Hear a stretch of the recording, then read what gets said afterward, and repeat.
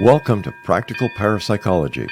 Join your PhD host Drs. Brian Laythe and Cindy Little as they arm you with the latest scientific research and know-how on ghostly phenomena.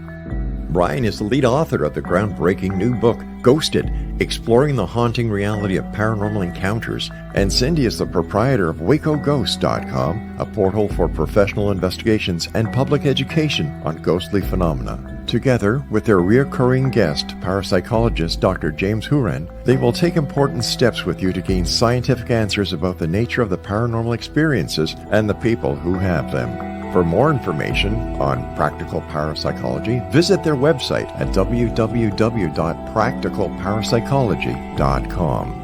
Practical Parapsychology. The class is now in session. Hello, everybody, and welcome to Practical Parapsychology.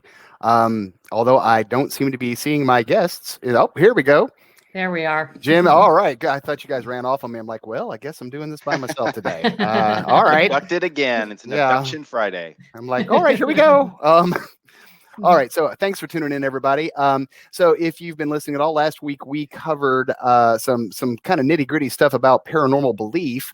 And today we're going to kind of continue that strain by talking about another major player in, haunt experiences.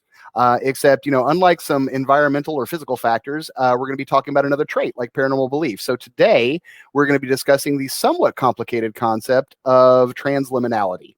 And with that, I'm handing this off to Cindy so she can start grilling Dr. Jim, on our show again, who is very much an expert, more so than I am or Cindy is on this particular topic. Hence why we had Jim come on the show.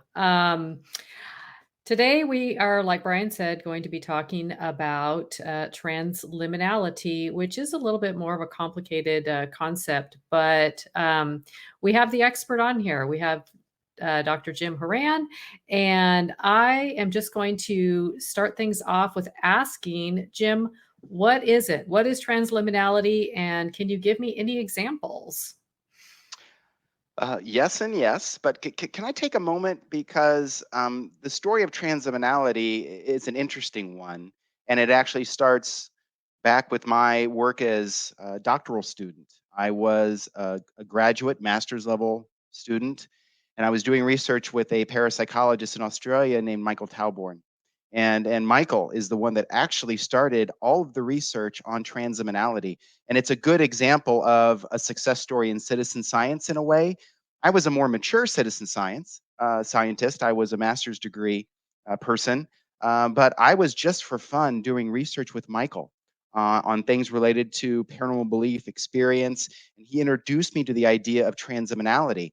And we were just for fun writing papers and exploring concepts. And he said to me one day, Jim, have you thought of getting a PhD? I mean, you could get credit for what you're doing right now. And a light went off and I was like, yeah, I really should do that. So I wasn't at the time a professional parapsychologist. I wasn't supported by grants or anything. But as soon as I started doing research in parapsychology, I got academic credit, I got a degree, and I got funding. And so it helped me. The story of transliminality was in a way sort of my ushering in my rite of passage from mature citizen scientist to professional parapsychologist. And I wish Michael Talborn was here. He died many years ago, unfortunately. And he became a dear friend, not just a mentor. And he really was a luminary. He was a visionary for his time. And he started the concept of transliminality based in large part on his own experience. It's no secret that he was a manic depressive, meaning he had bipolar disorder.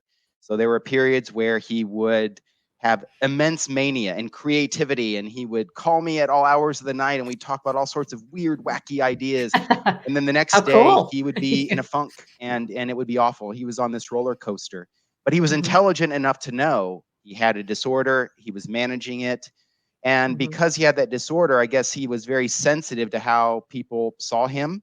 And he also was very sensitive to the experiences that he was having. And he had a wide range of personal experiences, a range of paranormal belief and experience with this guy. He would have bouts where he felt he was connected with Jesus, the devil, experiences of kundalini, in other words, this feeling of shock or energy that moves up from the spine to the brain.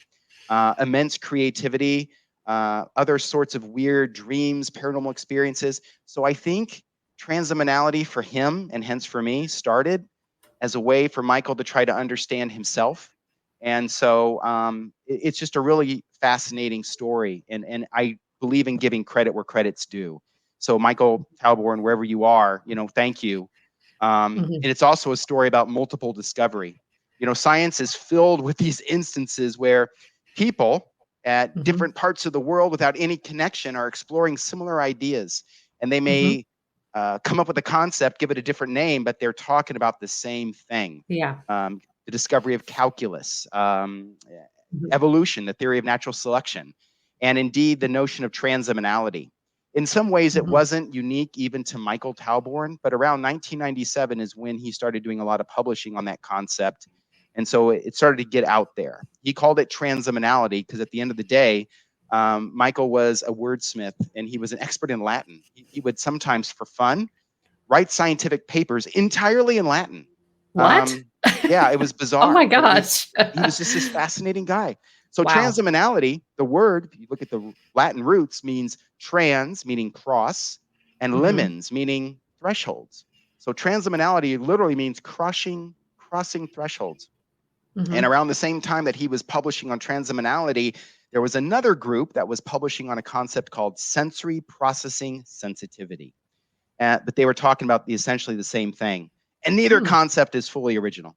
There's been long studies in psychology on something that's known as mental boundaries, or shortened the boundary construct, where our minds are these series of doorways and passages and rooms. And you can sometimes open those doors and sometimes close those doors. But where ideas, emotion, affect, feelings, sensations, and perceptions all coalesce, sometimes collide. They mix and mash, they mesh, they play off one another. And in a normal brain, whatever normal means, but for most people, our brains operate by filtering information. In other words, there's all sorts of stimulus, or I should say stimuli happening around us all the time. Sights, sounds, smells, things that are vying for our attention. And thank goodness our brains have a mechanism known as gating, where we can filter out important information from the noise. But for some people, they don't have the same kind of gating mechanism. The gate is unlocked and sometimes it's swinging open. And so you start getting a flood of information that in a normal brain is filtered out. But instead, these people are bombarded with information, and it doesn't just come in, then it starts mingling. And it's not just information from the outside world in, it also is the information from the internal worlds that we all have, our minds. So our subconscious, our unconscious thoughts and feelings are rising also from below the surface to the surface. So transliminality is simply about sensitivity to information from the outside world in, and sensitivity to information from our inside world that usually we keep at bay, that sometimes slips out in things like daydreams or dreams. So transliminality is what we call a perceptual personality variable. It's a trait. You're born with this degree of interconnection among the different brain regions, but it also is something that affects perception. We think of personality traits as affecting our preferences and our demeanors, our attitudes, but actually certain kinds of personality variables can also influence our sensation and perception, and this is one of them. So people that are highly transliminal, their brains have open gates where all this information coming in and happening inside is not filtered, but rather it's coming into conscious awareness, and it also can come into conscious awareness and be put down into the unconscious. So there's this free form. Think of it like a teleconference, a video call, a Zoom call with all the parts of your brain, and they're all talking as loudly as possible at the same time. Wow. Okay. That brings me to another question here. You said that this is a personality trait. This is something that people are born with. If they become aware of the fact that they are high in transliminality, is there any way that they can control for that, or is it just something that they have to deal with? This is just how their brain is wired up. That's a great question. It's a complicated question. Basically, yes, you're born with a certain propensity for transliminality. But that doesn't mean that someone that isn't high in transliminality, that they also can't have the same sorts of experiences. They just need a different set of environments. And likewise, someone that's high in transliminality, if I can change the environment or teach them different coping skills, they can moderate the signs or the symptoms. And maybe this is actually, if you don't mind, a good place for me to explain how you even measure it, because it gives a sense of what people are actually going through. Would that be helpful? Yeah. Yes, that was my next question. Oh, is it? Oh, precognition. Yes, there you go. Yes, there it is. It's like, how is it measured? And maybe you could kind of talk a little bit about the construct of transliminality and the revised transliminality scale. Okay, well, this goes again back to Michael Tauborn. So Michael was doing a series of questionnaire studies because, again, based on his own world experience, he was interested to seeing if, hey, is how I'm experiencing the world, how other people are experiencing it that have my types of psychological conditions. And he was looking at questionnaires that measured different types of, we'll call them altered experiences, meaning perceptual distortions, as well as anomalous experiences, things that are happening that seem paranormal or parapsychological. And he was looking to see if there was a common set of experiences that everybody might have that was like him, because he considered himself a high transliminal, someone that had what we call loose or permeable mental boundaries. And indeed, he found that, oh my goodness, when you administer large sets of questionnaires to people, that the people that report the most paranormal belief and experience, they also seem to score high on a number of other questionnaires. Things like hyperesthesia, meaning your sensitivity to the external world, hypomanic or bipolar kinds of experiences, temperamentalness, fantasy proneness, people that have a really strong imagination, absorption, your ability to immerse yourself into a moment, and you almost forget where you're at because you're so in tune with whatever's happening at that given point in time. Positive and how do I say this, obsessional attitude with dream interpretation. People are well aware of their dreams and they're trying to find meaning in them, as well as mystical experiences, which are kind of like altered anomalous experiences that have some impact on a person that makes them feel as if there's an existential meaning. It's not just paranormal, it's telling them something about the nature of reality and their place in it. And finally, magical ideations, a person's ability to see patterns where other people don't always. And so he found out that not only are people reporting more of those kinds of experiences, but those 7 experiences that I just mentioned, they all form a common dimension. There's a thread, there's an underlying concept that connects all of them. So what looks like 7 distinct experiences are simply 7 signs or symptoms of something deeper. He called that construct transliminality. Got it. Okay. And so you measure it using currently the revised transliminality scale. Can you talk just a little bit about that? Yeah, 17 items, which doesn't sound like a lot, but there are 17 really specific targeted items. And it's a standardized scale. So someone simply goes through and reads different sorts of experiences that they've had and indicates, yes, I've had this, or no, I haven't. So it's a yes or no scale. And depending on their score, we can decide if they're average in transliminality, this ability to have their ideas, affect, emotions, thoughts cross thresholds into and out of their conscious awareness, whether they're below average or whether they're high. Okay. All right, great. And moving on from there. Oh, hello, Brian. Hi, I've been listening the whole time. I'm like the unconscious part of transliminality. This is me with your thin boundaries coming up into manifestation. So yes. Okay. No, please continue. I apologize. How about after the break? After the break, I'll go into a little bit more depth over what patterns do you see with people that are low, medium, or high in transliminality. That would be great. Right. So we'll be right back after the break with more practical parapsychology. Stay tuned.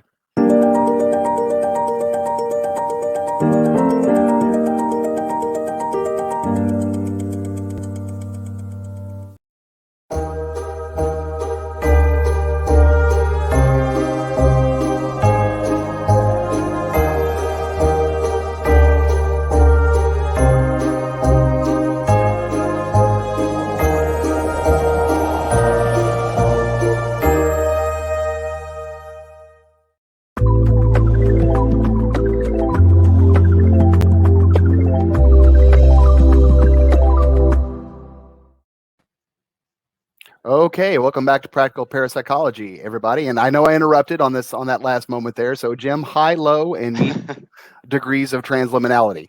Yes. Okay, so quick recap. Transliminality means crossing thresholds, but in this case, crossing thresholds into and out of conscious awareness.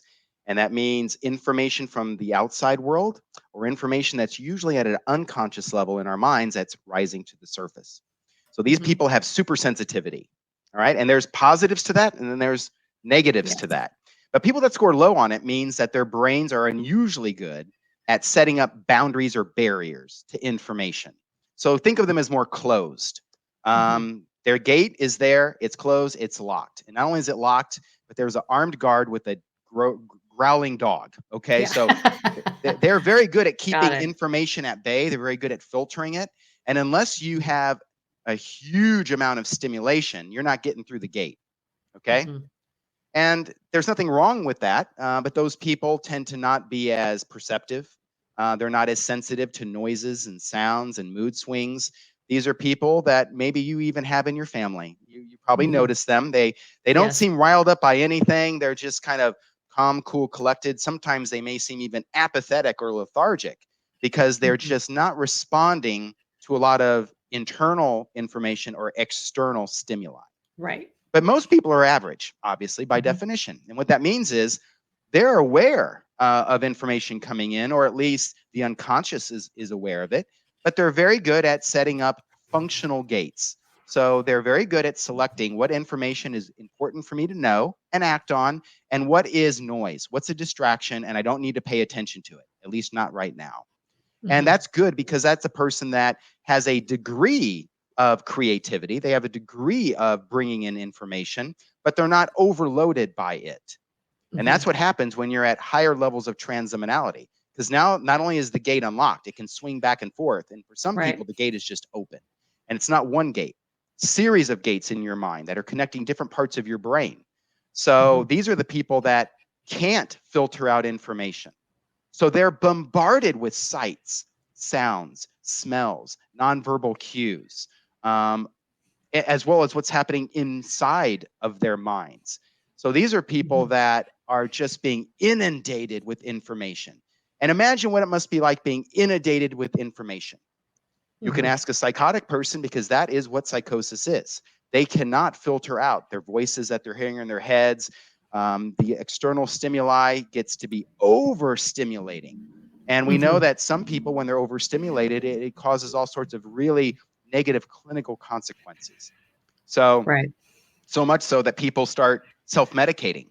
They'll do anything to start quieting down what's happening in their minds. So people that are high in transliminality, these are also people that will say and do things that normal people filter out. They will take risk-taking behaviors. They'll use illicit substances. You also see higher rates of things like anxiety and depression in people that are highly transliminal. So there are Mhm. some negative consequences that can come from being bombarded with information. But Mhm. if you can learn certain coping skills, you can at least manage your response to it in a positive way. But there also are positive consequences of being highly transliminal. These are the Yeah. same people that have a lot of creative thought. They can see connections among things that normal people can't. They pick up on a lot of cues. They're very good at reading people in social situations. And Mhm. these are also people that have higher levels of paranormal belief and higher levels of paranormal experience. And I don't just mean with ghosts and hauntings, but I'm talking transliminality. Studies have shown this, both survey work as well as real-time studies of people having altered or anomalous experiences, that the rates and the intensity of altered anomalous experiences always correlates highly and positively with transliminality scores. So it's the grease or the lubricant in the engine that drives Mhm. anomalous experiences, not just ghosts. Yeah. Okay. Yeah. And that kind of takes me into my next couple of questions. Last episode, Brian and I discussed paranormal belief. And I'd like you to be able to talk about the kind of the connection between paranormal belief and people that have these anomalous haunt type experiences and transliminality, because it seems to be that people that are high in transliminality, it's almost a predictor of experiencing paranormal or activity. So I'm kind of curious about that. Yeah, it's not almost a predictor, it is a predictor. It's a Okay, significant predictor. being modest. Yes. Absolutely. In fact, you can call it a lightning rod, meaning it's so Okay. predictable, it's so reliable that transliminality correlates positively, meaning predicts haunt experiences. And it's not just the way I say that based on questionnaire research, but also real time in the field studies where people are having haunt like experiences.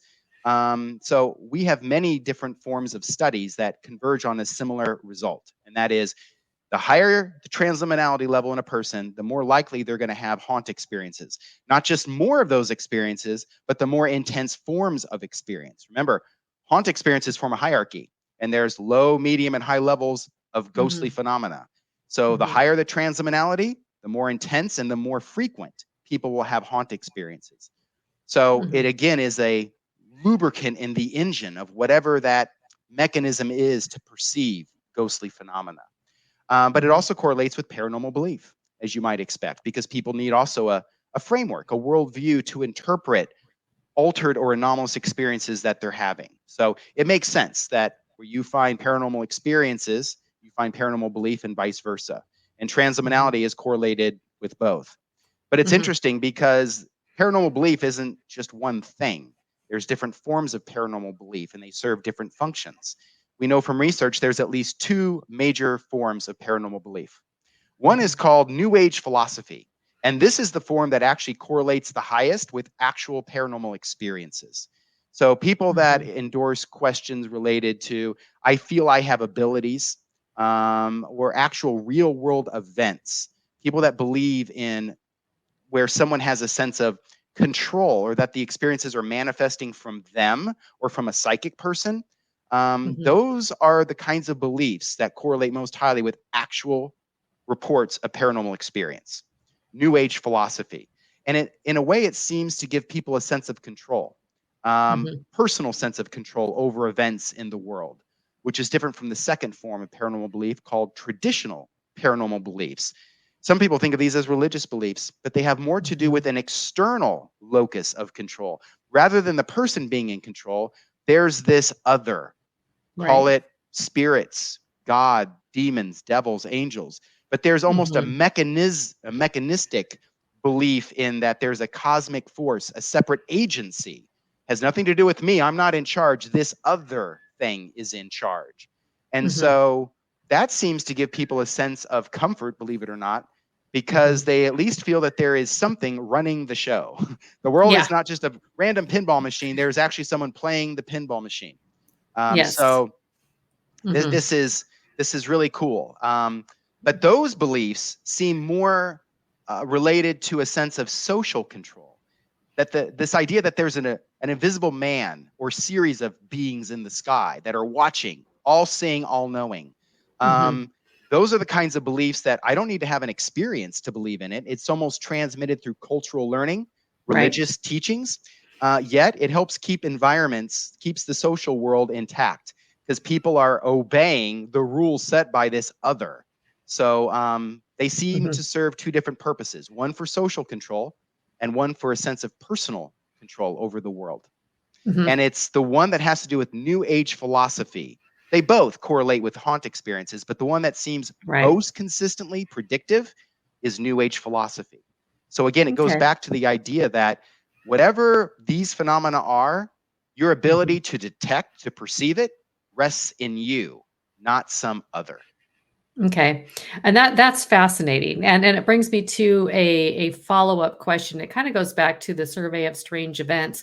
Whenever I talk to people about these things, especially like paranormal belief, I kind of get a skeptical raised eyebrow of, well, they're just those people that are seeing a ghost behind every tree. They're just misinterpreting environmental cues. So these folks that are high in transliminality and are strong in paranormal belief, it is more than just them having a mindset in an environment that might be conducive to easily misunderstood cues. Am I right in that they're actually seeing things or experiencing things that possibly are more than just subjective things? Perhaps there's actually something objective going on in the environment, and they tend to have more of these types of experiences than others who are, say, lower in transliminality or paranormal belief. Actually, the answer is yes and no. Okay. Okay, this gets complicated. And actually, it reinforces okay. a point that actually Brian and I have always debated and talked about with other parapsychologists, and that is everyone seems to be conditioned to make this dichotomy between believer and skeptic, in that either something is real or it's not real, and rather than, you know what, two things can be true at the same time. We do know that people that score higher in transliminality, they are more sensitive to actual physical variables. They score, for example, higher on we call vibral tactile thresholds, meaning their sensitivities in their fingers and just their skin. They're more sensitive to sights and sounds. You can change the lighting levels a little bit, and most people might not notice. High transliminals will. They can detect a greater frequency of ranges of sounds. They also are better at picking up subliminal stimuli. So yes, they have this super sensitivity to things that actually exist in the outside world, as well as these are people that also report greater somatic complaints. They're also more sensitive to what's happening inside of their own bodies. And we can also measure what's happening inside of your own bodies. So yes, they are certainly more sensitive to real world things. However, oh, there's a however. Okay. However, they also are people that find patterns where none exists. You can show them random stimuli and they will find patterns in chaos. These are people that also will have more false positives when you give them tests on sensory sensitivity. So as I said, yes, maybe they pick up more sights or sounds or stimulation on their skin, but they also misinterpret sometimes when that's actually happening when it's not. So they're very much prone to picking up what is actually there, and they also are more prone to picking up what isn't there. Okay. Well, and this leads to all sorts of complications that maybe we should talk after the break. Yes. Well, we're not actually quite to the break time, because I want to add another 2 cents to this, which I'm sure neither one of you are surprised by, is that I want the listeners to also remember we have to make a distinction between the relationships of paranormal belief and transliminality and them predicting the reports of haunting experience versus the entirely different scientific enterprise of trying to prove whether or not an objective paranormal event is in fact a quote unquote anomalous or paranormal event. Right. So, I mean, that's one of the beauties of the models that, Jim and I have been developing, with you, Cindy, is it doesn't matter whether you truly believe if the phenomena is paranormal, the predictive mechanisms of transliminality and paranormal belief will still predict, right, these subjective and objective paranormal experiences after this person has obviously interpreted them in context of their experience and their belief. But then again, right, so that's one set of relationships, but then there's a whole different set of procedures or scientific questions about, is the event they saw, like an object moving or a fire starting versus a scratch or a personal experience, is this quote unquote a truly anomalous event? So, in some ways there's a double layer of complexity when you ask a question like that, because we not only know that there are the predictive relationships there with the traits, but then again, there's the second part of it, which is really kind of a separate enterprise, right? Of is there a way for us to prove that the object truly floated, as opposed to alternative mainstream explanations, right? Now, Jim, you give me that quirky look, so please. Okay. After the break, I'm going to add some more fuel to the fire, because it's even more complex and hairy than that. Oh yeah, it's infinitely more complex. But yeah, I want the listeners to make sure that they understand that there's several steps, hairy and complex, to separating all of these pieces together. There's who has the experiences and what predicts it, and then the veridical nature of the experiences themselves, which from the previous episode and from what Jim just said, we know that paranormal belief kind of shapes the way people are making sense of the phenomena that they're experiencing. All right, let's dive in after the break. Okay, so we will be back with more practical parapsychology in just a moment.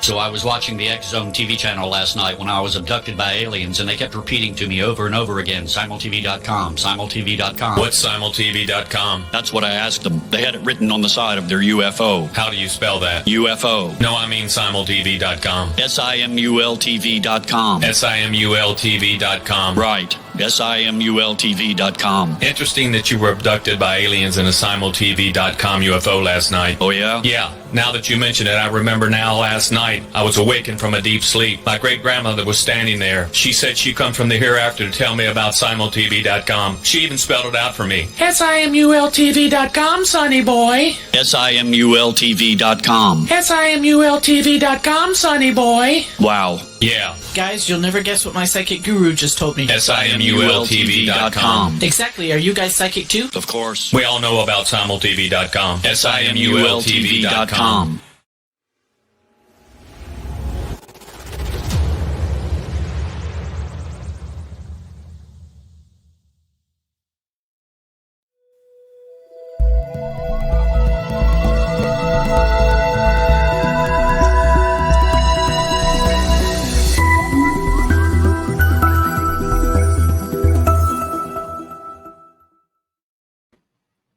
Okay, welcome back, everybody. And Jim is about to add another layer of complexity to a topic I just complicated. So Yes. go for it. No, sir. it just shows you that, to try to understand ghostly phenomena, let alone other paranormal kind of experiences, this is not straightforward at all. It is a big, tightly round ball of yarn, and trying to tease out, and untangle it is something that I've been trying to do for 30 years. And so this gets pretty complicated pretty fast.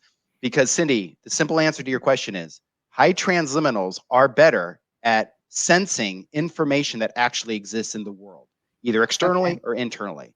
At the same time, they're also more likely to misinterpret information as being in the external world or the internal world. So they're super sensitive, and they're also people that can make mistakes more readily than people that are average or low on transliminality. All right? So what does this mean for ghostly experiences? Well, the first thing it should tell us is that hauntings and poltergeists, this is not a case where people are objective observers. They're not impartial witnesses that are standing back and observing something and giving this unbiased account of what's happening in the external world. People that are having these experiences, not just one-offs, but I mean people that routinely have them over time, they're bringing some of themselves to the experience. They're helping to actually construct the experience. So it's some of them and it's some of the real world, but it's all meshed together. And you don't sometimes know, where does that witness end and the external phenomena begin? So haunt witnesses is even the wrong word. They are participants. They're helping to construct the experience that they're giving, whether they realize it or not. And I'm not saying they're doing it on purpose. It happens in an unwitting way. But they absolutely are helping to construct the experience that they're having. So when I say that two things can be true at the same time, that some of that imagination is coming into play mixed with something real, absolutely. And it's not just a one-off. That's happening every single time. It happens in other contexts as well. So we have to get away from this question of, well, did they really see this? Did they really see that? Was this really happening? Was this just imagination? Every account, I don't care how impressive it is, always involves psychology as well as physics and maybe something else. Because where it gets even weirder is we also know that scores on transliminality correlate with outcomes on experimental tests of ESP. Mm-hmm. So in fact, it works so well that some people have argued instead of the sheep-goat effect, we should account for it with just transliminality. Because people that score, when I mean sheep-goat effect, there's a classic principle in parapsychology called the sheep-goat effect by this well-known parapsychologist, bless her soul, she's departed with us, Gertrude Schmeidler, who found out that when you do studies on actual ESP tests, that people that claim at the time, yes, I think there's an ability like ESP and I think I have it, that I can use ESP to do better in this card guessing task, that those people do better than those that say, I don't believe in ESP and I don't think I'm going to do well on this task. She called those positive believers sheep, and she called those negative pessimists goats. And she routinely found that sheep do better on ESP tests than goats. And then other researchers have likewise found that same effect. But since we know transliminality scores or correlates with belief and experience, it actually might not be the sheep-goat effect. It might be accounted for by just transliminality levels.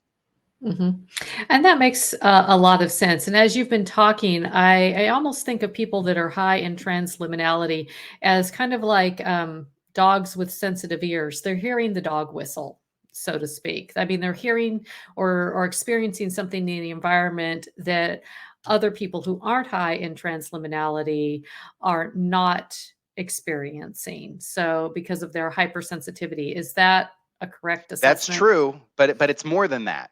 It's also a hypersensitivity to what's already there that you know is there. This is where that construct of transliminality overlaps with what I called sensory processing sensitivity.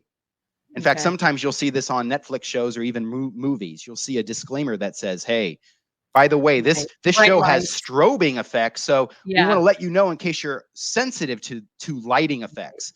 They're talking to high transliminals, because not only are people more sensitive to stimuli that's usually filtered out, remember, they don't have a filter to even moderate, to mediate what's already there as far as normal sounds, normal lighting levels, temperature.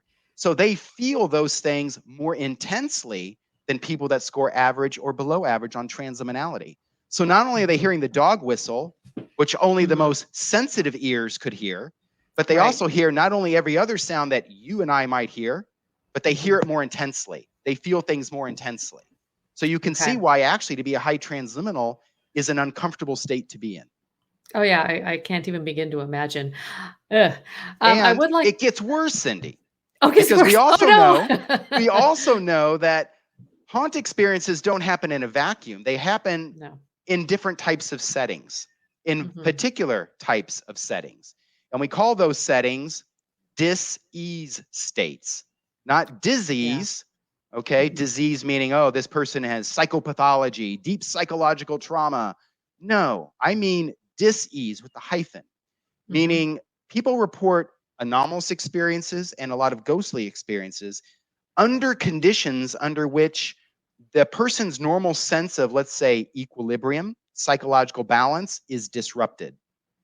And so it's not just that they're high transliminal, but they're in a setting of high stimulation. And so we also see this not just with normal ghostly experiences, you also see this especially in a particular class of hauntings known as poltergeists, or what a parapsychologist would call recurrent spontaneous psychokinesis, or RSPK for short, as if that's even shorter, but yes.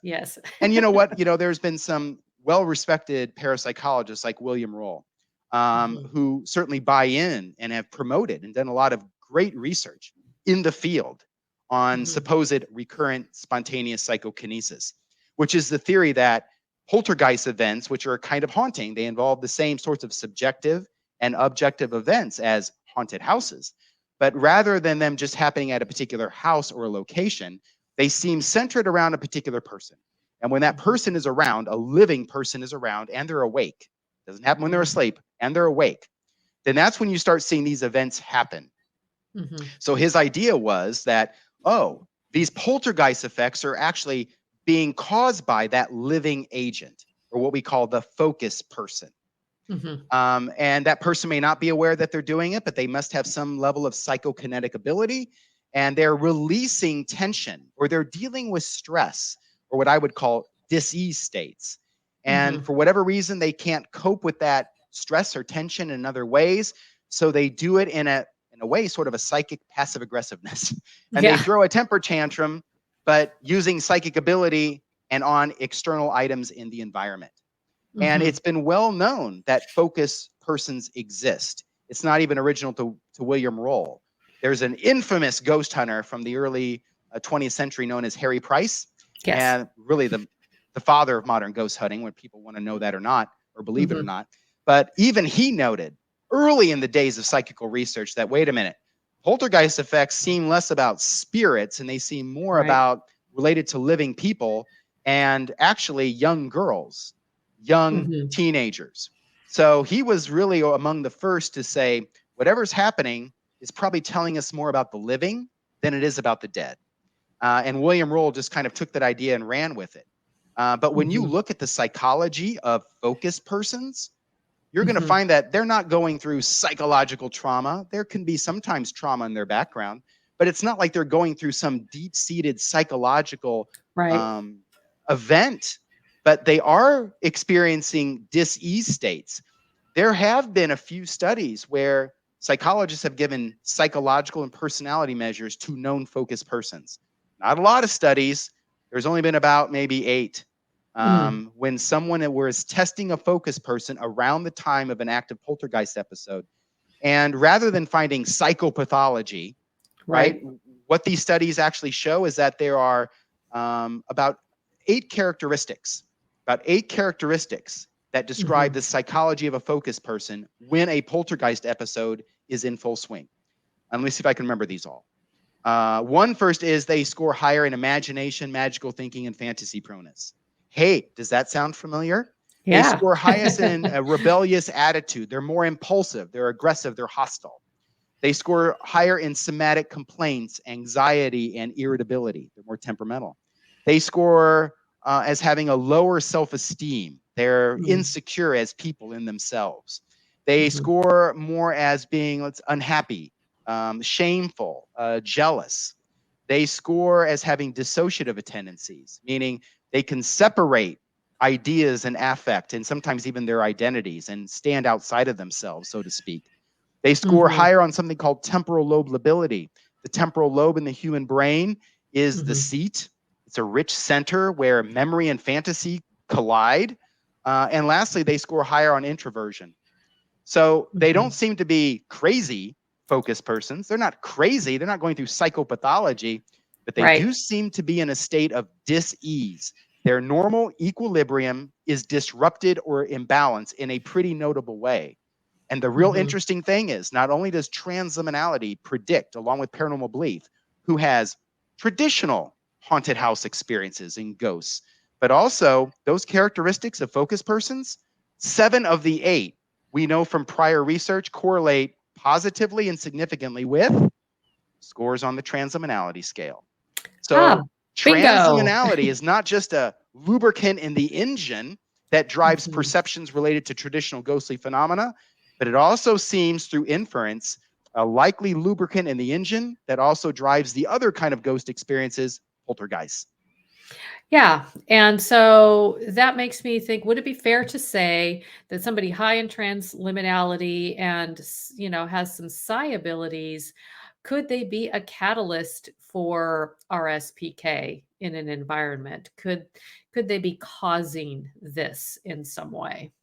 Well, it certainly brings up the interpretation, right? That whatever is happening is not just normal psychology and normal physics. That if we know transliminality correlates with higher hit rates on ESP tests, that Mhm. maybe, just maybe, that means that maybe part of what that focus person or the haunter is experiencing goes beyond normal stimuli, normal physics, and maybe they're either picking up or they're giving out something that Okay. relates to parapsychology. Certainly, that's an open question.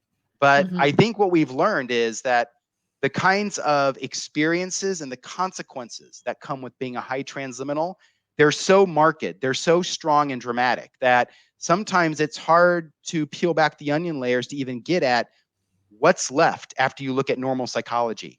Because Mhm. these high transliminals, they, take away ghostly experiences. They're having all sorts of other daily challenges with just navigating the world. Okay, navigating their own psychology, navigating normal human interactions and the ups and downs of social dynamics. Things that you and I may take for granted of, oh, that was stressful, but I got through it. Just getting through normal stress in daily life is a challenge. And so trying to pull back the onion layers of where does normal psychology and their sensitivity to normal physics, where does that end? And where does maybe the possibility they're picking up on something that is parapsychological, where does that start?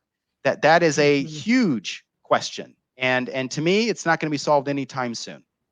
No, I completely agree with that. Do you know if there's any research in the works that's going to start untangling that particular ball of yarn? Well, as a matter of fact, there is.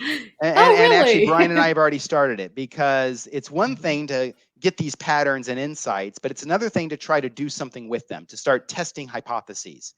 And we actually finished a study at a well-known haunted location where we put people in haunted rooms and sometimes unhaunted rooms. And we wanted to see whether they picked up on what prior witnesses had reported. Could they, in other words, tell us which rooms were haunted versus not haunted? Could they pick up on whatever cues were there? But then we also asked those same people to take the same time an ESP test. And what do we find? Yes, transliminality correlates with who reported experiences. Yes, transliminality also correlates with their ability to pick up what we call gestalt effects, meaning we were able to measure actual physical variables in the environment that were purely normal, conventional. How high was the room, the color, the lighting, the design, meaning the spatial characteristics and the interior design of the rooms. We could measure that. And they consistently also picked up on those same normal cues. But really interesting, they also scored higher on the ESP tests. But they didn't score higher on ESP tests when you put them in a drab environment that was a control location. They scored higher on ESP when you put them in the environment that was haunted, meaning the high stimulated environment. So it may not be a case that it's all or nothing. Again, it's like if I put a high transliminal in a context where they're bombarded with the right kind of stimuli, not only will I get more detection of what's happening in the real world that's normal psychology or physics, but I also seem to tap into whatever it is that drives perception in terms of parapsychology. Well, Jim, so it's fascinating. I'm gonna cut you off there for a second, and we'll be right back with more practical parapsychology in just a moment.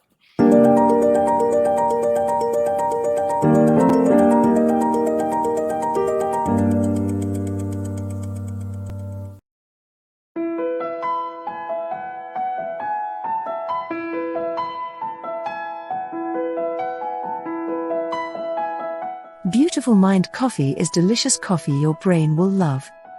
Made with ethically sourced 100% Arabica coffee grown in the volcanic soil of the Tolima, Colombia region, Beautiful Mind Coffee is roasted and ground in small batches to ensure each bag contains a wonderful full-bodied artisan coffee. Beautiful Mind Coffee contains herbal ingredients to aid in boosting your daily mental clarity and focus. Maca root powder, green tea extract and American ginseng have all been selected for their ability to support good brain health.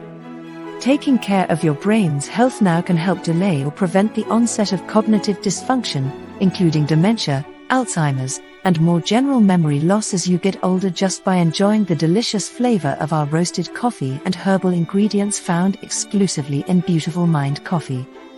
For more information on Beautiful Mind Coffee, visit us online at www.beautifulmindcoffee.ca. Beautiful Mind Coffee is now available at amazon.ca.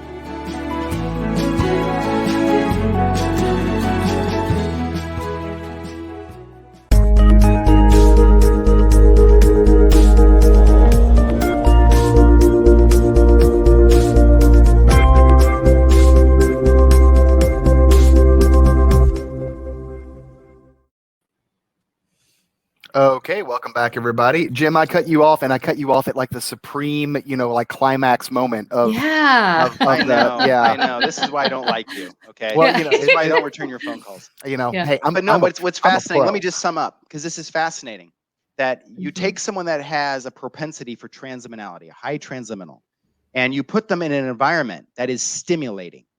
It Mhm. seems to ramp up not only the transliminality, but you also ramp up their ability for apparently ESP. Okay, but if I take them out of that high stimulating environment and put them in a drab clinical setting, it's almost like I'm turning down the transliminality. I'm closing the faucet. It doesn't completely turn off, but it quiets down enough where they're not perceiving things, including whatever might be driving ESP. So Mhm. this really is a new line of research in understanding things like haunted houses or sacred spaces, or what I call enchanted settings. These Mhm. environments probably have physical features that help turn up or turn down transliminality. That's why some locations seem to be haunted. It's not that there may be a spirit there or that there is a demon hanging out, but it might simply be that the architecture, the design of that space is such that it actually helps increase transliminality through stimulation. And if I take someone away from that, then suddenly it goes down and you don't get the same kinds of experiences. So Mhm. we're studying that interplay between normal psychology, environmental psychology, and parapsychology. And But- the initial results we have are intriguing, to say the least. And hopefully this next year, we'll go on a major study looking at different kinds of sacred spaces and see if we can replicate that finding of high transliminals in sacred spaces. That's the winning formula for driving ESP. Well, and Jim, let's also add to it, right? One other detail in that, you said a haunted space or a haunted location. It is a location well known for, if you want to say it conservatively, genuinely difficult to explain phenomena, and sometimes RSPK. So, I don't disagree. By the way, to be clear, I'm not disagreeing with your interpretation, but there is the added variable of genuinely difficult to explain spooky stuff occurring in the same location. So I'm kind of being hopeful that as we continue this research, we may discover that actually makes a difference. The actual presence of genuinely difficult to explain phenomena may have a component to it. Happy to be wrong, but looking forward to testing it. That's the great thing. See, this is how research leads to new hypotheses that we can actually test in the field. And if I had a team of citizen scientists, my goodness, we could make more progress faster. But Hint, hint. but anyway, we at Hint, least hint. have what we have, an initial winning formula. You take a high transliminal, someone that also has high paranormal belief, put them in an environment that is stimulating, that feeds the transliminality and feeds the belief. That's when you seem to get these parapsychological effects, whether it's a score on an ESP test, or as Brian's alluding to, you can maybe get psychokinetic kind of events happening in the external environment. So it's fascinating.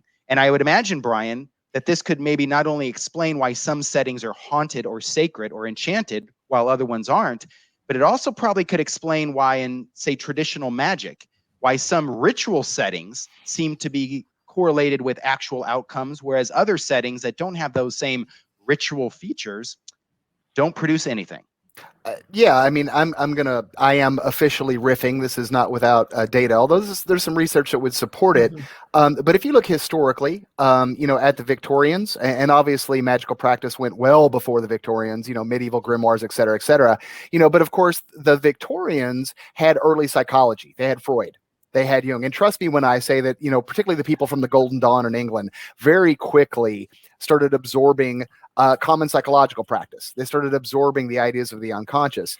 And it's interesting to note as you talk about all these features of transliminality and the difficulty in managing it, that all of these occultists in their writings would openly say, go see a therapist, right? You should not practice magic unless you're seeing a therapist. You should be at least 35 to 40 years of age if you think we'll let you into our sacred learnings temples. But back to what Jim was saying, ritual through the Victorian era, and certainly in the medieval grimoires, and even back to the Hygromantia, which has some Egyptian roots. There's these complicated long prayers. There are these complicated circles and items and candles and processes that are supposed to get you to the process of summoning this supposed spirit or entity that you want to bring forth. In other words, if you're kind of putting two together what I'm saying, a lot like setting up a haunted location, right? Priming the individual, to be around that environment, and thus, lo and behold, us seeing quote unquote parapsychological effects. There is this very long and supportive history in esoteric literature back through the ages that very much kind of supports the hypotheses that Jim and I are presenting. Now, I'm not saying they're a literal parallel, but there's certainly non-science based statements that very much fall in line with a lot of what we've been talking about today. I should probably make a confession at this point. That is, like Michael Talborn, I also score as a high transliminal. I don't have bipolar disorder that I know of, but Brian will back me up here when I say he sees the effects. He feels it probably on a daily basis, because I get thoughts and ideas that rush to me. I know what people say that are creative, that say, oh, the muse is speaking to me. I'm being inspired. I wake up and I immediately go to work, and I have to write to purge ideas. And I would say, a hyper prolific nature as far as exploring new ideas, being curious, getting distracted. And I'm always bombarding Brian with, hey, let's do this study. Hey, I had this idea. Oh, by the way, I have these 3 drafts of papers I want you to look at. So I have this intensity to me that's well known. I try to put it to productive use. But what's interesting, though, is I don't have, that to my knowledge, any paranormal kinds of experiences. I've had a few anomalous and altered experiences here and there over the years, but nothing that's routine. For me, I would say that I experience a lot of intuition, that I know what people are going to do, what they're going to say, what their next thing is. I call that prospection, psychological jargon for living a few moments into the future and being able to anticipate different scenarios and being prepared to respond to whichever one happens to be true. A well-known psychological phenomena. And maybe things like precognition is just prospection on steroids. I don't know, but I can sympathize with people that are high transliminals, and but I'd love to be one that has recurrent paranormal experiences. I'd love to know what these people are actually going through. So I still chase after that. And I'm glad you do. Even skeptics can be open-minded, Yes. Well, I think that's the whole point of skepticism. I mean, you aren't truly a skeptic if you're closed-minded, at least in my opinion. True. My mind can be changed with data, and I'm always chasing after the data.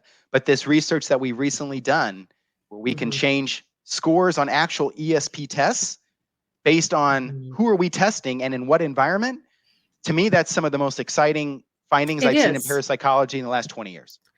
It is. I completely agree. Well, we have, it looks like, about 3-4 minutes left. So what are some final thoughts, final takeaways, applications for people in the field?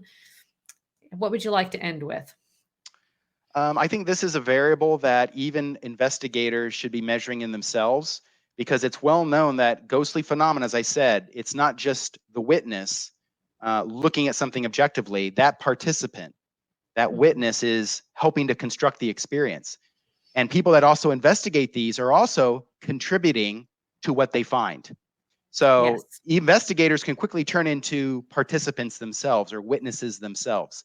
So it's probably good that people understand where you are on transliminality, because you could actually be influencing what you find or what you don't find.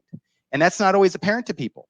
So I think people should be gauging their transliminality and baking that into the findings. It's just one more variable that probably might help to clarify the results that are found. And also, I want to make it clear that if you are a high transliminal, it is normal to experience all sorts of clinically challenging things. Okay, it is difficult to be a high transliminal and navigate the world around you, especially if you're in an environment where there's a lot of pressure. You have a lot of intense people around you that are trying to influence you. If you live in a world where there's a lot of stimulation from the outside world, it can be very challenging. But high transliminality doesn't necessarily mean that you're crazy. I want to make that clear. No. Yes, higher levels of transliminality certainly do correlate with conditions like depression and anxiety and bipolar disorder and whatnot. But that doesn't mean that high transliminality is an indictment. It doesn't mean that you're automatically, therefore, labeled psychopathological, that you're psychotic, that you're neurotic. Those things are, high transliminality is a risk factor for those things, as well as other variables, but it doesn't mean that you're crazy. So I want to make that very clear. Good. That's a good And then line. Brian, you probably have some comments. Well, of course I have comments. Yeah. Well, no, we also need to go. That's the bad thing. It's like we just scratched the surface. Too bad. Well, no, I would say, not only do I agree that everyone should probably take the test, and it takes all of about 10 minutes, it's 17 items. But also, if you score really highly in transliminality, you need to be aware that you might get overloaded. Right? That, environments, that stimulus, and when things get a little rough, particularly in a haunted environment, you can kind of help yourself by being aware that if you're really highly transliminal, you need to manage that a little bit. Right? There's, again, the coping techniques, which, on a personal note, I very much recommend meditative exercises and visualization exercises for people that do that stuff, because I don't exactly score low on transliminality myself.